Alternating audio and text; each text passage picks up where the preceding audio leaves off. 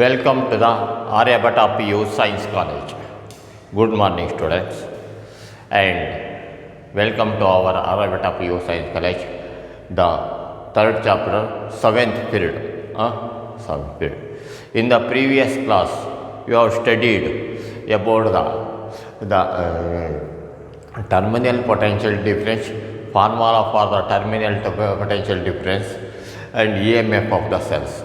Now, we are going to study the difference between terminal potential difference and electromotive force that you have to know. So, what is the difference between terminal potential difference and electromotive force EMF? In the previous class, we have studied what is terminal potential difference. It is the potential difference between positive and negative electrodes when current drawn from the circuit. Current drawn from the current ಸರ್ಕ್ಯೂಟ್ನಲ್ಲಿ closed ಆಗಿರಬೇಕು. Closed ಅಂದರೆ current is flowing through the circuit. So ಆವಾಗ ನಾವು potential difference ಎಷ್ಟು ಅಂತ ತೊಗೊತೀವಲ್ಲ, ಅದಕ್ಕೆ ನಾವು ಆವಾಗ ಟರ್ಮಿನಲ್ ಪೊಟೆನ್ಷಿಯಲ್ ಡಿಫರೆನ್ಸ್ ಅಂತೀವಿ. EMF ಆಫ್ ದ ಸೆಲ್ ಅಂದರೆ it is the potential difference between positive and negative electrodes when no current drawn from the cell. ಹೀಗೆ ಯಾವ ಟರ್ಮಿನಲ್ ಇದು EMF ಆಫ್ ದ ಸೆಲ್ ನೋಡ್ರಿ ಇಲ್ಲಿ ವೆನ್ ಕರೆಂಟ್ ಡ್ರಾ ನೋಡಿ, ಇದು battery cell. ಈ ಸೆಲ್ನಲ್ಲಿ ಇದು ಪಾಸಿಟಿವ್ ಎಲೆಕ್ಟ್ರೋಡ್ಸ್, ನೆಗೆಟಿವ್ ಎಲೆಕ್ಟ್ರೋಡ್ ಇರುತ್ತೆ. ಪಾಸಿಟಿವ್ ನೆಗೆಟಿವ್ ಎಲೆಕ್ಟ್ರೋಡ್ಸ್ ಇರುತ್ತೆ. ಇದು ಪಾಸಿಟಿವ್, ಇದು ನೆಗೆಟಿವ್. ಈ ಪಾಸಿಟಿವ್ ನೆಗೆಟಿವ್ ಎಲೆಕ್ಟ್ರೋಡ್ ಇಲ್ಲಿ ಈಗ ಕರೆಂಟ್ ಆಫ್ ಆಗಿಬಿಟ್ಟಿದೆ. ಈ ಕರೆಂಟ್ ಏನು ಒಳಗಡೆ ಸರ್ಕ್ಯೂಟಲ್ಲಿ ನಾವೇನು ಜೋಡಿಸಿಲ್ಲ. ಈ ರೀತಿ ವೈರ್ ಕೊಡಬೇಕು. ಇದಕ್ಕೆ ಈ ರೀತಿ ವೈರಿಂದ ಇನ್ನೊಂದು ವೈರ್ ತೊಗೊಬೇಕು. ಇಲ್ಲಿಂದ ಇಲ್ಲಿಗೆ ಕನೆಕ್ಷನ್ ಕೊಟ್ಟು ಒಂದು ಬಲ್ಪ್ ಮುಖಾಂತರ ಅದನ್ನು ಕನೆಕ್ಟ್ ಮಾಡಬೇಕು. ಕನೆಕ್ಟ್ ಮಾಡಿದ್ರೆ ಏನಾಗುತ್ತೆ, ಕರೆಂಟು ಗ್ಲೋ ಆಗುತ್ತೆ. ಕರೆಂಟು ಫ್ಲೋ ಆದಾಗ ಇಲ್ಲಿರೋ ಪೊಟೆನ್ಷಿಯಲ್ ಡಿಫರೆನ್ಸನ್ನು ನಾವು ಮೆಜರ್ ಮಾಡಿದ್ರೆ, so that is called the potential difference. ಇದು ಟರ್ಮಿನಲ್ ಪೊಟೆನ್ಷಿಯಲ್ ಡಿಫರೆನ್ಸ್ ಅಥವಾ ಆರ್ಡಿನರಿ ಪೊಟೆನ್ಷಿಯಲ್ ಡಿಫರೆನ್ಸ್ ಅಂತೀವಿ. EMF ಅಂದರೆ when no current drawn from this. ನೋಡಿರಿ, ಈಗ ಕರೆಂಟ್ ಏನು ಡ್ರಾನೇ ಆಗ್ತಿಲ್ಲ, ಹೋಗ್ತಾ ಇಲ್ಲ. ಅದಕ್ಕೆ ನಾವು EMF ಆಫ್ ದ ಸೆಲ್ ನೋಡಿರಿ, ಬ್ಯಾಟ್ರಿನಲ್ಲೆಲ್ಲ ಕೊಟ್ಟಿರ್ತಾರೆ. EMF is 2.5 volts. ಗೊತ್ತಾಯ್ತಾ? ಇದರದ್ದೆಲ್ಲ ಕೊಟ್ಟಿರ್ತಾರೆ ಇಲ್ಲಿ. ಇದನ್ನೆಲ್ಲ ನೋಡಿರಿ. ಆಮೇಲೆ ನಿಮ್ಗೆ ಯಾವ್ದಾರ ಬ್ಯಾಟ್ರಿ ಇದ್ದರೆ ಅದ್ರಲ್ಲಿ ನೋಡಿರಿ, ಈ ಕಡೆ ಇದೆಲ್ಲ EMF ಎಷ್ಟು ಅಂತ ಕೊಟ್ಟಿರ್ತಾರೆ. EMF ಅಂದರೆ ಒಳಗಡೆ ಇಂಟರ್ನಲ್ ರೆಸಿಸ್ಟೆನ್ಸಿ ಅನ್ನು ಸ್ವತಃ ಸೇರಿರುತ್ತೆ. ಅದಕ್ಕೆ it includes the internal resistance also. So that is for closed circuit to open circuit. For EMF is always measured for the open circuit. So terminal potential difference always for a closed circuit. ನೋಡಿರಿ, ಇದು ಒಳಗಡೆ battery ಇದೆ. ಇದು ಈ ಕಡೆ ಸೈಡಿಂದ positive electrodes, ಪಾಸಿಟಿವಿಂದ ಬಂದಿರೋ connection. ಈ ಕಡೆದು ನೆಗೆಟಿವಿಂದ ಬಂದಿರೋ ಕನೆಕ್ಷನ್. ಗೊತ್ತಾಯ್ತಾ? ನೋಡಿರಿ, ಈಗ ಕರೆಂಟ್ ಹತ್ತಿಲ್ಲ. It is a open circuit. So this is a open circuit. Open circuit ಅಂದರೆ ಏನು, ಇದಕ್ಕೆ EMF ಆಫ್ ದ ಸೆಲ್ ಅಂತ ಹೇಳ್ತೀವಿ. ನೋಡಿ, ಇದರಲ್ಲೆಲ್ಲ ಬರೆದಿರ್ತಾರೆ EMF ಆಫ್ ದ ಸೆಲ್ ಇಷ್ಟು. ಇದಕ್ಕೆ watts 0.8 watts, electric power 0.1, 3.1 watts, voltage 250 ಅಂದರೆ ಇವೆಲ್ಲ ಬರೆದಿರ್ತಾರೆ ಇಲ್ಲಿ. ಸೊ ವೋಲ್ಟೇಜ್ ಎಷ್ಟು ಅಂತ, ಇನ್ಪುಟ್ಟು ಔಟ್ಪುಟ್ ಅಂತ. ಸೊ ಇವೆಲ್ಲ ಏನಂದರೆ electromotive force. EMF the cell ಅಂದರೆ ಇದರಲ್ಲಿ ನೋಡಿರಿ ಏನು ಹಾಕ್ತಿಲ್ಲ. ಈಗ ನಾವು ಒಂದು ವೋಲ್ಟ್ ಮೀಟರನ್ನು ತೊಗೊಂಡು ಇಲ್ಲಿಂದ ಇಲ್ಲಿಗೆ ಮೆಜರ್ ಮಾಡಿದ್ರೆ ಎಷ್ಟಿದೆ ವೋಲ್ಟೇಜ್ ಅಂತ ನೋಡ್ಕೊತೀವಿ. That is called EMF the cell. ಈಗ ಕರೆಂಟಿಗೆ ಸ್ವಿಚ್ ಹಾಕಿದ್ವಿ, ಲೈಟ್ ಹತ್ತಿತು.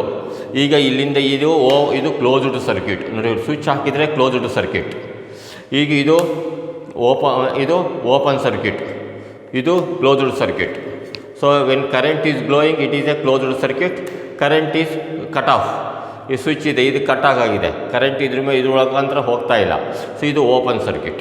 ಸೊ ಅದಕ್ಕೆ ಓಪನ್ ಸರ್ಕ್ಯೂಟ್ ಅಂದರೆ no current drawn from the cell. ಇಲ್ಲಿ ಕ್ಲೋಸ್ಡ್ ಸರ್ಕ್ಯೂಟ್ ಅಂದರೆ ಇದಕ್ಕೆ ಈಗ ಕ್ಲೋಸ್ಡ್ ಸರ್ಕ್ಯೂಟ್ ಅಂದರೆ ಕರೆಂಟು ಕ್ಲೋಸ್ ಆಯಿತು ಫುಲ್ಲು. ಅಂದರೆ ಏನು, current is drawn from the cell ಅಂದರೆ it is glowing, light is glowing. So ಅದಕ್ಕೆ ಕ್ಲೀನಾಗಿ ಬಡ್ಕೋಬೇಕು. ಗೊತ್ತಾಯ್ತಾ? ಇದಕ್ಕೆ ಇದು closed circuit, open circuit, closed circuit, open circuit. So ಹಾಗೆ. ಸೊ ಏನಂದರೆ terminal potential difference, it is the potential difference between positive and negative electrodes when current drawn from the cell. ನೋಡ್ರಿ ಈಗ current drawn from, so it is the positive, it is the potential difference between positive and negative electrodes when current drawn from the cell. ಈಗ ನೀವು light ಹತ್ತಿದೆ, ಈಗ potential difference ಎಷ್ಟಿದೆ ಅಂತ ಇದನ್ನು ಅಳಿತೀವಿ volt ಮೀಟರಿಂದ. So ಅದಕ್ಕೆ ಆವಾಗ ನಾವು it is potential difference, it is terminal potential difference. ಇಲ್ಲಿ ಎಲೆಕ್ಟ್ರೋಮೆಟಿವ್ ಫೋರ್ಸ್ ಅಂದರೆ ಸ್ವಿಚ್ಚನ್ನು ಹಿಂಗೆ ಆಫ್ ಮಾಡ್ತೀವಿ, ಆಫ್ ಮಾಡಿದಾಗ no current drawn from the cell. So ಈಗ ಒಂದು ವೋಲ್ಟ್ ಮೀಟರ್ ತೊಗೊಂಡು ಇದರಿಂದ ಇಲ್ಲಿಗೆ ಕನೆಕ್ಟ್ ಮಾಡಿ, ಈ ಪಾಸಿಟಿವ್ ಮತ್ತು ನೆಗೆಟಿವ್ಗೆ ಕನೆಕ್ಟ್ ಮಾಡಿ ಎಷ್ಟು ವೋಲ್ಟ್ ಇದೆ ಅಂತ ನೋಡ್ಕೊತೀವಿ, ಎಷ್ಟು ಪೊಟೆನ್ಷಿಯಲ್ ಡಿಫ್ರೆನ್ಸ್ ಇದೆ ಅಂತ ನೋಡ್ಕೊತೀವಿ. That is called EMF of the cell. So it is the potential difference between positive and negative electrodes when no current drawn from the cell. Here no current drawn from the cell. So it is the potential difference. EMF is the potential difference between positive and negative electrodes when no current drawn from the cell.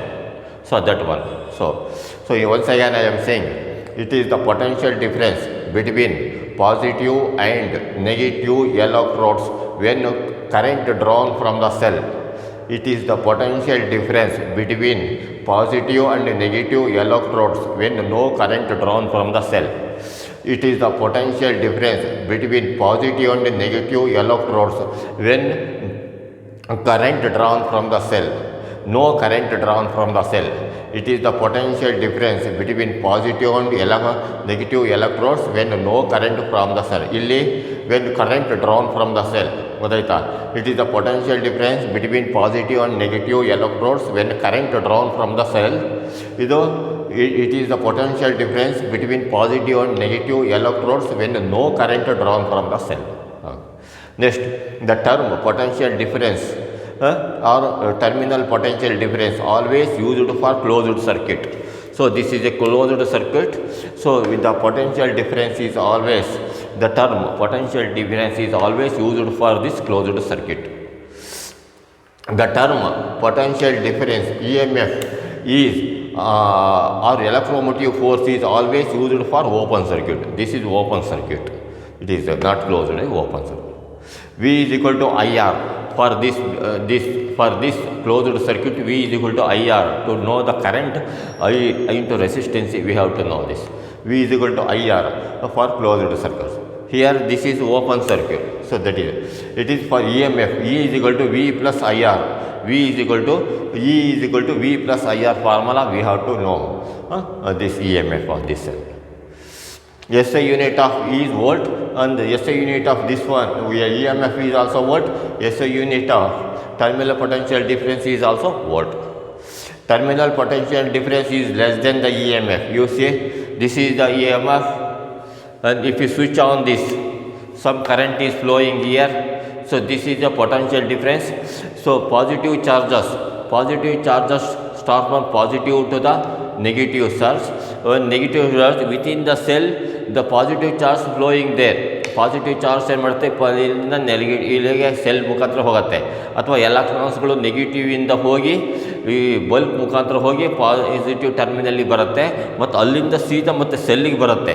ಸೆಲ್ಲಿಗೆ ಬಂದಾಗ internal ರೆಸಿಸ್ಟೆನ್ಸಿ ಆಫರ್ಡು, ಸೆಲ್ಲಿಗೆ ಯಾವಾಗ electrons ಒಳಗಡೆ ಹೋಗಿ ಇನ್ನೊಂದು ಎಲೆಕ್ಟ್ರೋಡಿಗೆ ಬರುತ್ತೋ, positive ಎಲೆಕ್ಟ್ರೋಡಿಂದ negative ಎಲೆಕ್ಟ್ರೋಡಿಗೆ ಬರಬೇಕಾದ್ರೆ ಏನು ರೆಸಿಸ್ಟೆನ್ಸಿ offer ಮಾಡುತ್ತೆ, ಏನು that the resistance offered is called the ಈ ಇಂಟರ್ನಲ್ ರೆಸಿಸ್ಟೆನ್ಸಿ. ಅದು ಇಂಟರ್ನಲ್ ರೆಸಿಸ್ಟೆನ್ಸಿ ಬರೋದು EMF ಅಳಿಬೇಕಾರೆ ಇದಕ್ಕೆ, ಗೊತ್ತಾಯ್ತಾ? ಅದಕ್ಕೆ when no current drawn from the cell.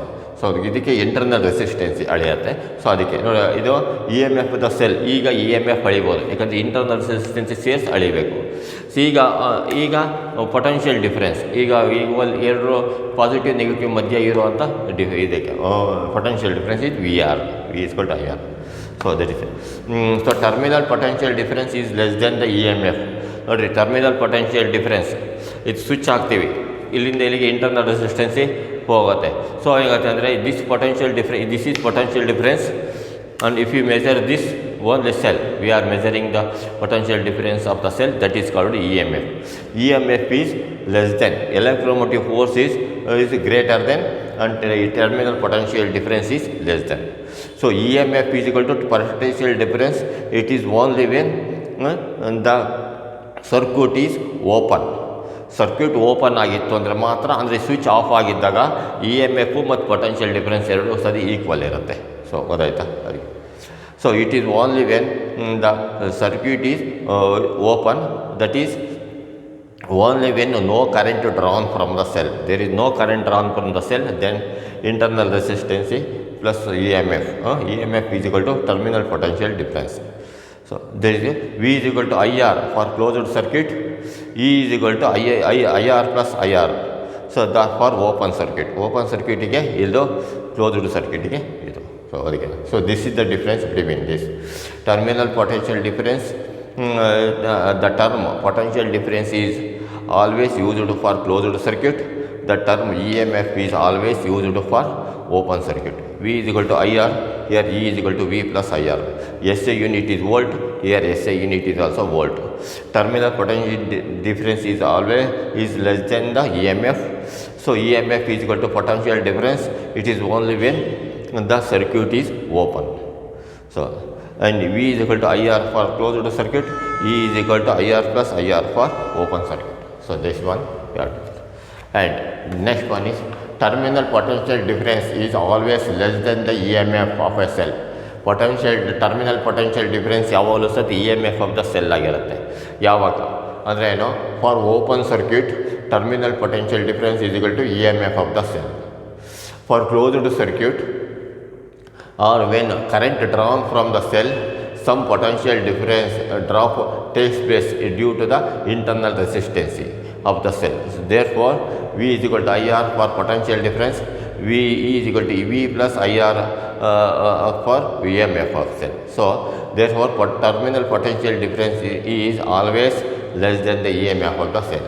So for terminal, for a closed circuit or when current drawn from the cell, some potential drop takes place due to the terminal internal resistance of the cell.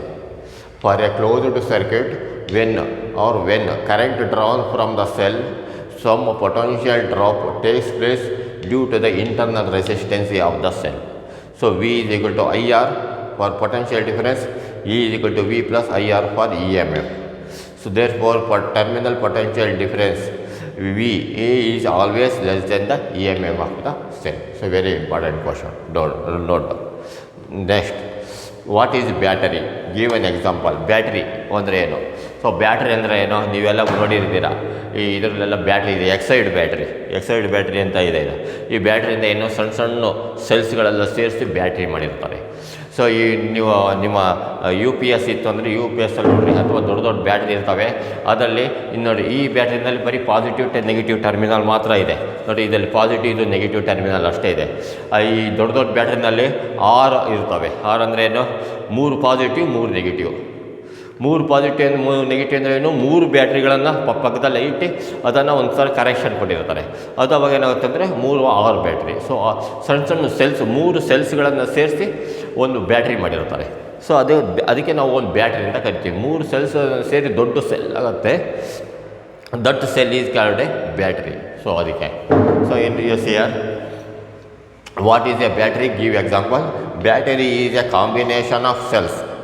ಈ ಬ್ಯಾಟ್ರಿಗಳೇನು ಮಾಡ್ತಾರೆ, ಇದಕ್ಕೆ ಸೆಲ್ಸ್ಗಳು, ಇದಕ್ಕೆ battery plus and minus ಸೇರಿಸಿರುವಂಥ ಸೆಲ್ಸ್ಗಳು battery. So example lead accumulator battery, neon battery, Exide battery. ನಿಮ್ಮ ಮೊಬೈಲಲ್ಲೆಲ್ಲ ನೋಡಿರಿ, ಸಣ್ಣ ಬ್ಯಾಟ್ರಿ ಇರುತ್ತೆ. ಸಣ್ಣ ಬ್ಯಾಟ್ರಿನಲ್ಲಿ ಪಾಸಿಟಿವ್ ನೆಗೆಟಿವ್ ಇರೋಲ್ಲ. ಪಾಸಿಟಿವ್ ನೆಗೆಟಿವ್ ಇರೋ ಕಡೆ 3 ಸಣ್ಣದು ಕಾಪರ್ದು ಹಾಕಿರ್ತಾರೆ, 3 ಹೀಗೆ. ಅದಕ್ಕೆ ಅದು ಪಾಸಿಟಿವ್ ನೆಗೆಟಿವ್ ಬೇಸ್ ಅವೆಲ್ಲ ಸೇರಿಸಿ ಆಗಿರುತ್ತೆ. So what is battery? Give example. A battery is a combination of cells. Example lead accumulator battery, neon battery, excited battery.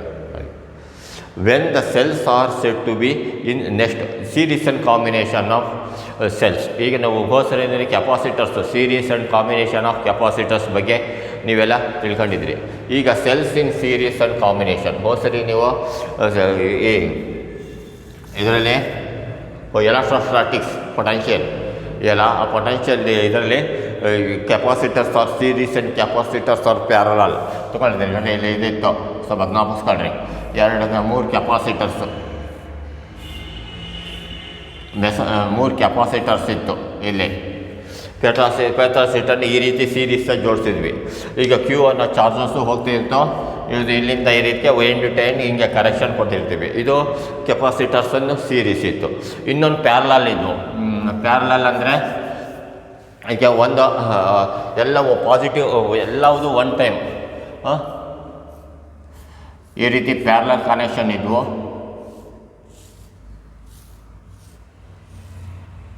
ಈ ರೀತಿ ಪ್ಯಾರಲಲ್ ಕನೆಕ್ಷನ್ ಇದು ಕ್ಯಾಪಾಸಿಟರ್ಸ್ ಇಲ್ಲಿದ್ದು. ಕ್ಯಾಪಾಸಿಟರ್ಸ್ಗಳು 3 ಕ್ಯಾಪಾಸಿಟರನ್ನು ಎಂಡ್ ಟು ಎಂಡ್ ಕನೆಕ್ಟ್ ಮಾಡ್ತಿದ್ವಿ. ಇದಕ್ಕೆ ಸೀರೀಸ್ ಅಂತಿದ್ವಿ, ಇದು parallel ಅಂತಿದ್ವಿ. ಇದು ಸೀರೀಸ್, ಇದು ಪ್ಯಾರಲಲ್ ಕಾಂಬಿನೇಷನ್. ಇದು parallel combination. So what is series and parallel combination?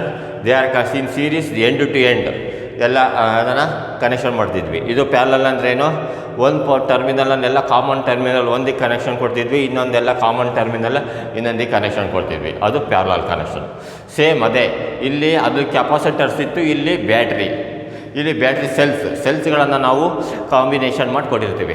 ಸೆಲ್ಸನ್ನು ಇವಾಗಲೂ ಎರಡು ಈಕ್ವಲ್ ಪ್ಯಾರಲಲ್ ಆಗಿದ್ದು, ಎರಡು ಈಕ್ವಲ್ ಇತ್ತು ಅಂದರೆ ಅದು ನಾವು ಕೆಪಾಸಿಟರ್ಸ್ ಅಂತೀವಿ. ಇದರಲ್ಲಿ ಒಂದು ಈಕ್ವಲ್ ಇರೋಂಗಿಲ್ಲ, ಒಂದು ಸಣ್ಣದು ಒಂದು ದೊಡ್ಡದಿರಬೇಕು. ಅದಕ್ಕೆ ನಾವು ಇದಕ್ಕೆ ಸೆಲ್ಸ್ ಅಂತ ಕರಿತೀವಿ. ನೋಡಿ ಇದು ಸೆಲ್ಸ್, ಇದು ಗೊತ್ತಾಯ್ತಾ, ಇದು ಸೆಲ್ಸ್. ಅದೇ ರೀತಿ ಇಲ್ಲೂ ಅಷ್ಟೇ, ಇಲ್ಲಿ ಇದು ಒಂದು ದೊಡ್ಡದು ಒಂದು ಸಣ್ಣದು, ಒಂದು ದೊಡ್ಡದು ಒಂದು ಸಣ್ಣದು ಬರೆದಿರಬೇಕು ಹೀಗೆ. ಸೊ ಇದಕ್ಕೆ parallel combination. So what is series and parallel? ನೋಡಿರಿ, ಇದನ್ನು ಬ್ಯಾಟ್ರಿ ಈ positive terminal negative terminal connect ಆಗಿದೆ. Negative terminal is connected to the positive terminal, next cell negative terminal connected to the positive terminal and negative cut the so on. So ಅದಕ್ಕೆ ನಾವು series combination. ಈ battery ಈ ಸೆಲ್ಸ್ನಲ್ಲಿ parallel ಅಂದರೆ all the positive terminals are connected to the one side, all the negative terminals are connected to the common. So this combination is called parallel combination. So ಅಂದರೆ ಏನು, when the cells are set to be in series combination. So series combination ಅಂತ ಯಾವಾಗ ಹೇಳ್ತೀವಿ, parallel ಅಂತೀವಿ. So series ಅಂದರೆ ಏನು, if the negative terminal of a cell, negative terminal of the cell is connected to the next of the positive terminal, and then the next positive terminal, negative terminal is connected to the positive terminal of the another cell, and this type of combination is called series combination. What is parallel combination? So the positive andre all the positive terminal of the cells are connected to a common point, and all the negative terminals of the cells are connected to the another point. So this type of combination is called parallel combination. So ಇದನ್ನು ನಾವು parallel combination ಅಂತೀವಿ. So ಇದನ್ನು ಕ್ಲೀನಾಗಿ ಗಮನಿಸಿ. Same ಅದೇ ರೀತಿ ಸರಿ ಏನಾಗುತ್ತೆ ಅಂದರೆ ಎಂಡ್ ಟು ಎಂಡ್ ಕ್ಯಾಪಾಸಿಟರ್ಸ್ ಆದರೆ they are connected, capacitors are connected the end to end such that same charges flowing through the conductor, through the capacitors, and the potential device divides the each capacitor. V1 V2 V3 ಗೆ divide ಆಗ್ತಿತ್ತು. ಇಲ್ಲಿ ಹಂಗಲ್ಲ, ಇಲ್ಲಿ divide ಆಗಲ್ಲ, ಇಲ್ಲಿ internal resistance ಇರುತ್ತೆ.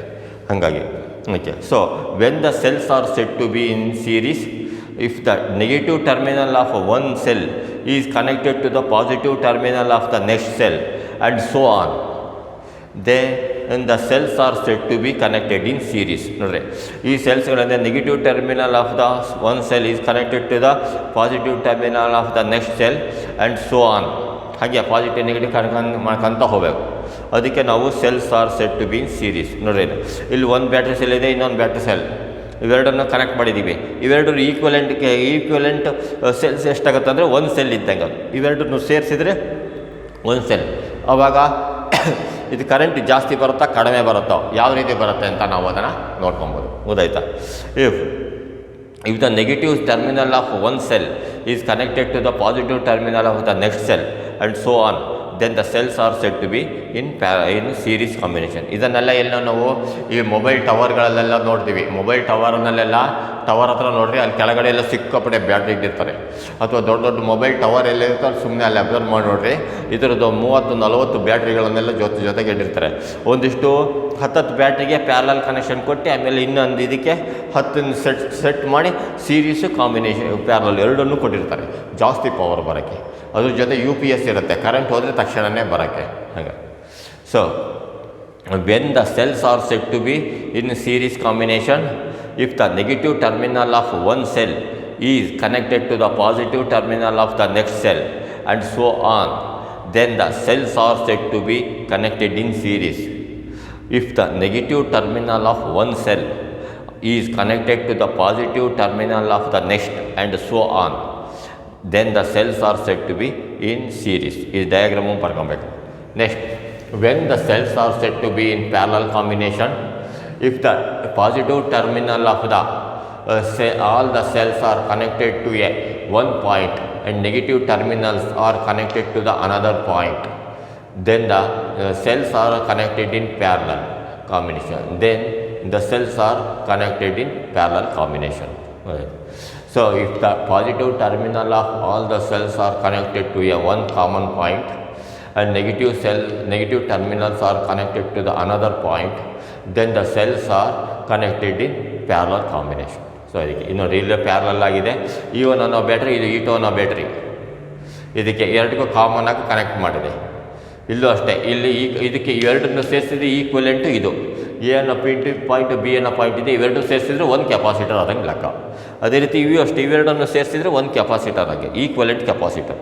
ಎರಡು ಸೇರಿಸಿದ್ರೆ ಏನು ಬರುತ್ತೋ ಅದಕ್ಕೆ ಈಕ್ವಲ್ ಆಗಿ ಬರೋಂಥದ್ದು ಈಕ್ವಲೆಂಟ್ ಕೆಪಾಸಿಟರ್. ಅದು ನನಗೆ ಇದೇ ರೀತಿ ಅಷ್ಟೇ, ಇವೆರಡಕ್ಕೂ ಈಕ್ವಲೆಂಟ್ ಮಾಡಿದ್ರೆ ಏನು ಬರುತ್ತೋ ಈಕ್ವಲೆಂಟ್ ಆಗಿ ಇರುತ್ತೆ. So that is.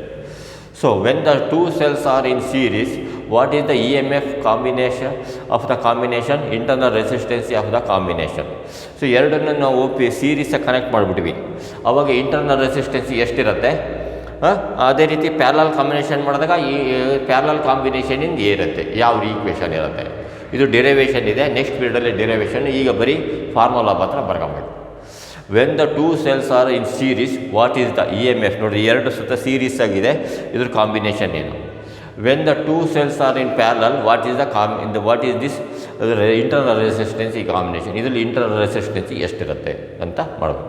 ಸೊ ನೋಡಿರಿ, E2 ಅನ್ನೋದು ಇಂಟರ್ನಲ್ ರೆಸಿಸ್ಟೆನ್ಸಿ R2, E1ಗೆ ಇಂಟರ್ನಲ್ ರೆಸಿಸ್ಟೆನ್ಸಿ R1. ಸೊ ಅದೇ ರೀತಿ ಸೀರೀಸ್ನಲ್ಲಿ E1ಗೆ ಇಂಟರ್ನಲ್ ರೆಸಿಸ್ಟೆನ್ಸಿ R1, E2ಗೆ ಇಂಟರ್ನಲ್ ರೆಸಿಸ್ಟೆನ್ಸಿ E2ಗೆ ಇಂಟರ್ನಲ್ ರೆಸಿಸ್ಟೆನ್ಸಿ R2. ಇಲ್ಲಿ R2. ಸೊ ಅವಾಗ ಏನಾಗುತ್ತೆ ಅಂದರೆ R2 ಇರುತ್ತೆ. ಸೊ ವಾಟ್ ಇದೆ ನೋಡಿರಿ, ಫಾರ್ ಇಂಟರ್ನಲ್ ಆನ್ಸರ್ ಒಂದನೇದಕ್ಕೆ for EMF of the combination, E equivalent is equal to EMF of the combination internal resistance. ಸೀರೀಸಲ್ಲಿದ್ದಾಗ EMF ಎಷ್ಟು ಸಿಗುತ್ತೆ, E equivalent is equal to E1 + E2. ನೋಡಿ, ಇಲ್ಲಿರೋ ಬ್ಯಾಟ್ರಿ EMF, ಇಲ್ಲಿ ಇರೋ EMF, ಇಲ್ಲಿ 2 ವೋಲ್ಟ್ ಇತ್ತು, ಇಲ್ಲಿ 3 ವೋಲ್ಟ್ ಇತ್ತು, ಎರಡು ಸೇರಿಸಿದ್ರೆ ಎಷ್ಟು 5 ವೋಲ್ಟ್ ಆಯಿತು. ಸೊ ಇಲ್ಲಿ 3 ವೋಲ್ಟ್ ಇಂದ ಇಂಟರ್ನಲ್ ಇದು ಈ 3 ವೋಲ್ಟ್ EMF ಇತ್ತು, ಇಲ್ಲಿ 6 ವೋಲ್ಟ್ ಇತ್ತು, ಎಷ್ಟಾಯಿತು 6 ವೋಲ್ಟ್ ಒಟ್ಟಿಗೆ ಟೋಟಲ್ ಇಲ್ಲಿ 9 ವೋಲ್ಟ್. ಹಾಗೆ ಇಲ್ಲಿ ಎಷ್ಟಿರುತ್ತೋ ಅವೆಷ್ಟನ್ನು ಸೇರಿಸಿ E1 E equivalent is equal to E1 + E2 ಎರಡನ್ನು ಆ್ಯಡ್ ಮಾಡಬೇಕು. ಅದೇ ರೀತಿ ಇಂಟರ್ನಲ್ ರೆಸಿಸ್ಟೆನ್ಸ್ ಇಲ್ಲಿ 1 ಓಮ್ ಇತ್ತು, ಇಲ್ಲಿ 2 ಓಮ್ ಇತ್ತೆ, ಇಲ್ಲಿ 1 ಓಮ್ ಇಂಟರ್ನಲ್ ರೆಸಿಸ್ಟೆನ್ಸ್, ಇಲ್ಲಿ 2 ಓಮ್ ಇಂಟರ್ನಲ್ ರೆಸಿಸ್ಟೆನ್ಸ್, ಇವೆರಡನ್ನು ಆ್ಯಡ್ ಮಾಡಬೇಕು. ಆವಾಗ ಇದಕ್ಕೆ E2 R ಇದಕ್ಕೆ ಇದರದ್ದು ಇದು ಒಂದು ಎರಡನ್ನು ಸೇರಿಸಿದರೆ ಇಷ್ಟು ಬರುತ್ತೆ. ಈಗ ಎರಡನ್ನೂ ಸೇರಿಸ್ದಾಗ ಏನಾಗುತ್ತೆ 3 ವೋಲ್ಟ್ಸ್ ಬರುತ್ತೆ. So E equivalent is equal to equivalent is equal to R1 + R2. ಹೌದಾಯ್ತಾ?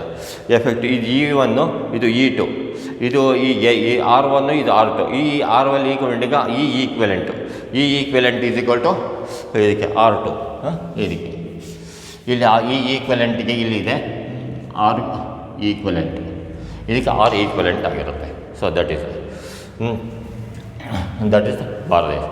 So ಅದೇ ರೀತಿ when the E1 is equal to EMF of the cell 1, E2 is equal to EMF of the cell 2, R1 is equal to internal resistance of cell 1, R2 is equal to internal resistance of cell 2. EEQ is equal to E equivalent EMF of cell 1 and 2. REQ is equal to equivalent internal resistance of cell 1 and 2. ಇವೆರಡರದ್ದು ಸೇರಿಸಿದ್ರೆ internal ರೆಸಿಸ್ಟೆನ್ಸಿಗೆ REQ ಆಗುತ್ತೆ. ಇವೆರಡರದ್ದು EMF ಸೇರಿಸಿದ್ರೆ EEQ ಆಗುತ್ತೆ. So ಆ ರೀತಿ. So what is the once again I am saying, when the two cells are in series combination, equivalent EMF is E1 plus E2 and equivalent internal resistance is R1 plus R2. ಇದನ್ನು ಕ್ಲೀನಾಗಿ ಜ್ಞಾಪಕ ಇಟ್ಕೊಳ್ಳಿ. Next, when the two cells are in parallel, what is the EMF of the combination? Internal resistance of the combination. ಎರಡು parallel connection ಇದ್ದಾಗ 1/8 ಬರೋಕ್ಕೆ ಬರೋಲ್ಲ ಇದರಲ್ಲಿ. So ಅವಾಗ ಏನಾಗುತ್ತೆ ಅಂದರೆ E equivalent is equal to E1 R2 plus E2 R1 divided by R1 plus R2. ಇದಕ್ಕೆ ಈ ಫಾರ್ಮುಲಾ. E equivalent ಅಂದರೆ ಇಲ್ಲೇನಾಗಿತ್ತು, E1 plus E2 ಆಗಿತ್ತು. ಅವಾಗ ಇಲ್ಲಿ E1 R2 plus E2 R1 divided by R1 plus R2. ಇಲ್ಲಿ internal resistance R1 plus R2 ಎರಡನ್ನು just add ಮಾಡ್ತಿದ್ವಿ. ಇದು ಪ್ಯಾರಲಲ್ ಕನೆಕ್ಷನ್ ಆಗಿದೆ. ಪ್ಯಾರಲಲ್ ಕನೆಕ್ಷನ್ ಆಗಿರೋದ್ರಿಂದ ಏನಾಗುತ್ತೆ ಅಂದರೆ ಇಲ್ಲಿ ಎರಡು ಸ್ವಲ್ಪ ಪ್ಯಾರಲಲ್ ಕನೆಕ್ಷನ್ ಆಗಿರೋದ್ರಿಂದ ಎರಡನ್ನು ಆ್ಯಡ್ ಮಾಡೋಕ್ಕೆ ಬರೋಲ್ಲ. Equivalent is equal to R1 R2 divided by R1 plus R2. ಈ ರೀತಿ combination. where E1 is equal to EMF of cell E1, E2 is equal to EMF of cell D2, R1 is equal to internal resistance of cell 1, R2 is equal to internal resistance of cell 2, E equivalent is equal to equivalent EMF of cell 1 and 2, REQ is equal to equivalent internal resistance of cell 1 and 2. So, ಇಲ್ಲಿರೋದು same ಒಂದೇ, details ಒಂದೇ, formula ಮಾತ್ರ change. So ಅದಕ್ಕೆ ಇದನ್ನು ಬರ್ಕೊಳ್ರಿ. Equivalent is equal to parallel connection E1 R2 plus E2 R1 divided by R1 plus R2. Equivalent is equal to R1 R2 by R1 plus R2. So that is one. So very very important. So ಇದು ಅಷ್ಟೊಂದು ಒಂದ್ಸರಿ ನೋಟ್ಸಲ್ಲಿ ಬರ್ಕೊಳ್ರಿ. You write all these in a notes. And next is memorising part. In memorising ಪಾರ್ಟಲ್ಲಿ ನೋಡ್ಕೊಂಡು ಅನ್ಸರಿ ನೋಡ್ಕೊಳ್ಳೋದು ಸರಿ ರಫಲ್ಲಿ ಬರೋ ತೋರಿಸ್ಬೇಕು. Each answers I will explain, I will say in 2 times, or I will explain in 3 times. By seeing one time, without seeing another time, you have to write it in a rough. Okay, next is memorizing part. Next is memorizing part. Each answers I will I will explain in 3 times. By seeing one time, without seeing another time, you have to write it in a rough. Yeah, distinguish between terminal potential difference and EMF of a cell. So that is terminal potential difference and electromotive force, EMF of the cell. It is the potential difference between positive and negative electrodes when current drawn from the cell. It is the potential difference between positive and negative electrodes when current drawn from the cell. It is the potential difference between positive and negative electrodes when current drawn from the cell. It is the EMF is the potential difference between positive and negative electrodes when no current drawn from the cell. It is the potential difference between positive and negative electrodes when no current drawn from the cell. It is the potential difference between positive and negative electrodes when no current drawn from the cell. The term potential difference or terminal potential difference is always used for closed circuit. The term potential difference is always used for closed circuit. The term terminal potential difference is always used for closed circuit. The term EMF is always used for open circuit. The term EMF is always used for open circuit. The term EMF is always used for open circuit. V is equal to IR, here E is equal to V plus IR. SI unit is volt, SI unit is volt. Terminal potential difference is less than the EMF. The terminal potential difference is less than the EMF. The EMF is equal to terminal potential difference. It is only when circuit is open. That is no current drawn from the circuit. EMF is equal to terminal potential difference. It is only when circuit is open. That is only when no current drawn from the cell. EMF is equal to terminal potential difference. It is only when circuit is open, that is only when no current drawn from the cell. V is equal to IR for closed circuit. E is equal to IR plus IR for open circuit. V is equal to IR for closed circuit. E is equal to IR plus IR for open circuit. Next, terminal potential difference is always less than the EMF of the cell. Why? For open circuit, terminal potential difference is equal to EMF of the cell. For closed circuit, only when current circuit or when current drawn from the cell, some potential drop takes place due to the internal resistance of the cell. For closed circuit, when current drawn from the cell, some potential drop takes place due to the internal resistance of the cell. For closed circuit, or when current drawn from the cell, some potential drop takes place due to the internal resistance of the cell. V is equal to IR for potential difference. E is equal to V plus IR for EMF. Therefore, terminal potential difference is always less than the EMF of the cell. The terminal potential difference is always less than the EMF of the cell. Next, what is battery? Give example. A battery is a combination of cells. A battery is a combination of cells. Lead accumulator battery, neon battery, excited battery. Next, when the cells are said to be in series combination. If the negative terminal of one cell is connected to the positive terminal of the next cell and so on, then the cells are said to be connected in series.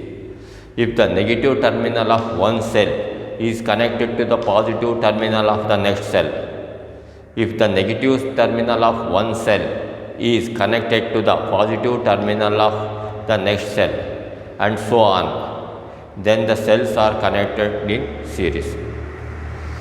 When the cells are said to be connected in parallel combination, if the positive terminal of all the cells are connected to one point, if the positive terminal of all the cells are connected at one point, if the positive terminal of all the cells are connected at one point and negative terminals are connected to another point, negative terminals are connected to another point, negative terminals are connected to another point, then the cells are connected in parallel.